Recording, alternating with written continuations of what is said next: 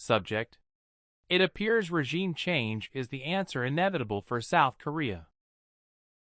Dear President Trump, some argue that there is no adequate replacement. I do not agree. Lady President Park is still healthy and available. I told you already that she is not only capable of keeping and honoring the Mutual Defense Treaty, but also is willing to be reinstated because she is the only legitimate president with a part of tenure remaining. She was simply ousted on the grounds of no cause of action and no due process of law. The current regime consists of leftist extremists, quantum deficient. People are at a loss and are suffering from severe propaganda and indoctrination and helplessly shouting out against the relentless influx and invasion of CCP cultural assimilation forces.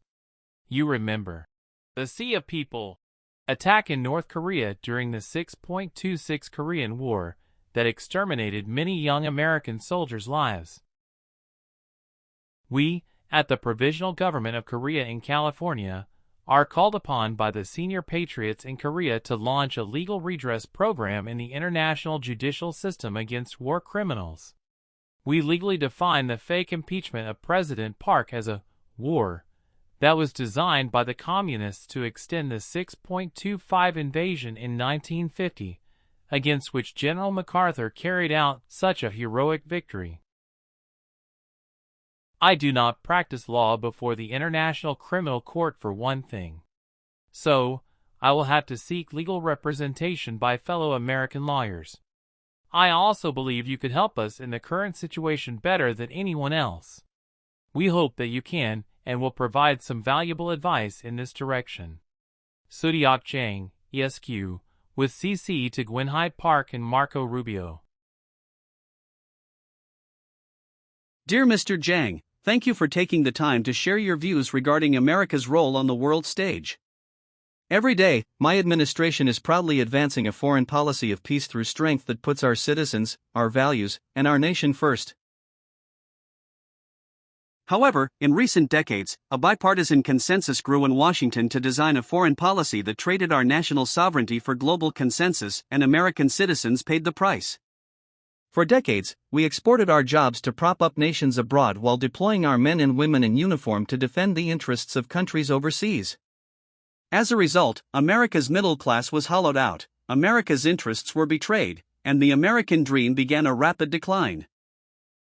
Those days are finally over. On the first day of my term, I overhauled the Department of State to realign our foreign aid/wasteful spending and ensure American tax dollars only fund programs that directly reflect our values and our national security. To further advance the interests of American taxpayers, my administration achieved a monumental victory for the United States and our allies, brokering a historic deal to dramatically increase defense contributions across the North Atlantic Treaty Organization alliance and marking a new era of shared responsibility and strength against global threats. When our country is strong, the world is safe and Americans are more secure, prosperous, and free. For this reason, my administration has also restored our military readiness, prioritizing warfighting and deterrence over so-called diversity, equity, and inclusion, and launched the construction of a next-generation missile defense shield to protect our nation. We will continue to have the greatest military in the world, but we will only wield its might in defense of our national interests and the American people. One will never stop fighting for the needs of our citizens and our homeland. Over are the days of endless wars, poverty, and weakness, and I commit to ushering in a new golden age of American safety, prosperity, and peace.